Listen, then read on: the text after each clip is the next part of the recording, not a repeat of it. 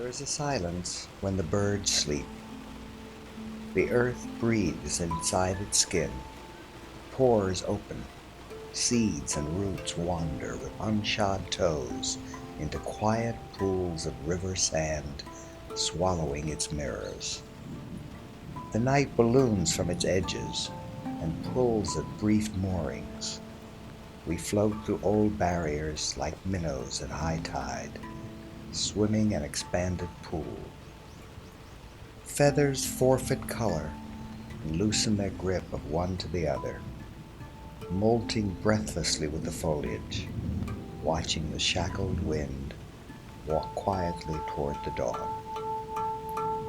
Branches absorb earth's moist unguents, swell to fullness, and bend low in hymn, gifting kisses as gladdened dewdrops, shimmering webs, spun to net beginnings and endings. In dreaming, we surrender to the motion of stillness. In silence, a vein of turquoise throbs the mountain. I wait to feel the shiver in a once struck bell. When I feel the verge, I talk first to myself, and then I write to my dead, ones who listen with ears transparent as still water and fluid as tears behind unseeing eyes with open lids, always behind my own, watching. They listen to the color of lies emitted through a veiled spectrum of white trust, locked in darkness. My dead have nothing to lose, having risked it all in life, holding another chance, to be felt in a smile, union's reunion, planted and taking instant root in every distant place, brought near for that brief moment when a smile flashes form, and none has been deceived or grieved by separation.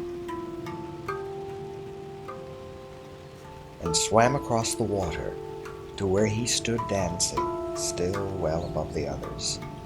I floated and listened as he let fall from his lips all the words the Lord meant to say when the rain began a long time ago to nourish the life of humankind. He spoke in such a melodic way, made listening easy, and I wanted to stay within reach of his black cloak and white voice, lighting up his yesterday and my tomorrow today.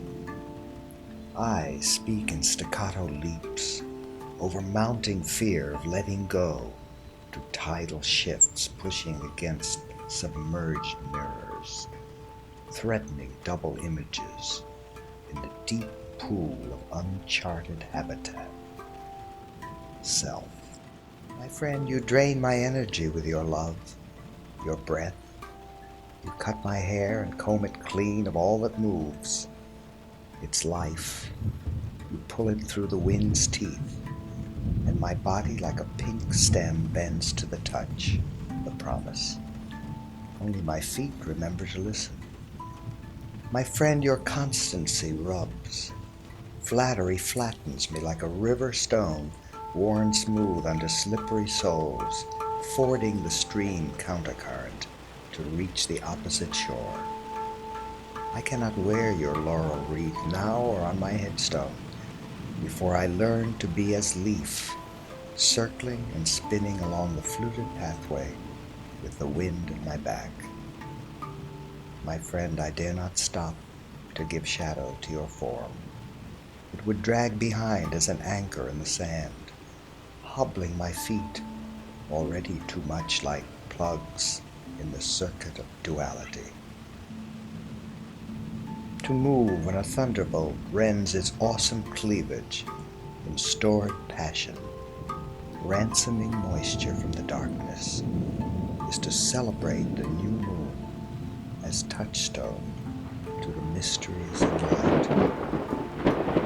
To hold a shield against the dark when Vanity wields the blade of power, and yet to yield to fear's persuasion, unloading its bilge of guilt upon us, does indeed mock the moon.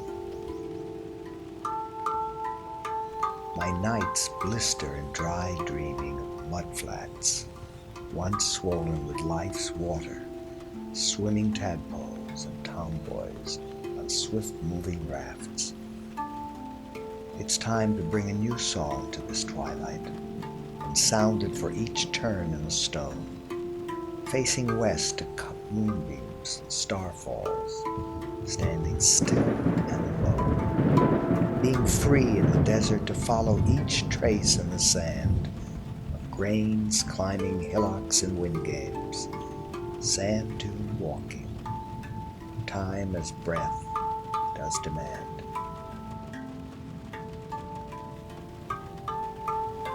The sounds of early birds and shore waves crowd the narrowing space left for dreaming.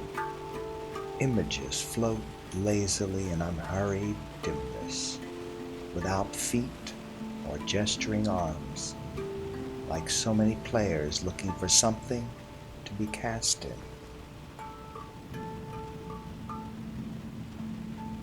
Dancing dames on night-slippered toes dance the memory knows, from other dreams on other stages with other shoes from other ages, the same dance still.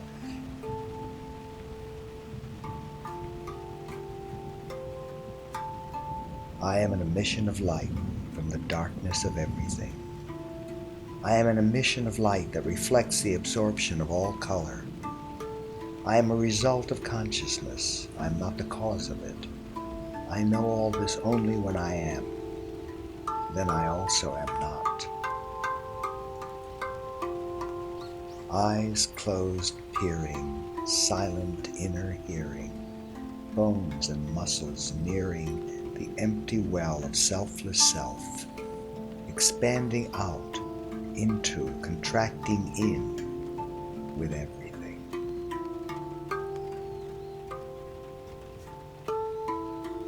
In the dawn I drag in my net with its harvest from the ocean of sleep, the tiny disc-like mirrors sewn into the cloth of night, each reflecting its own image of the whole.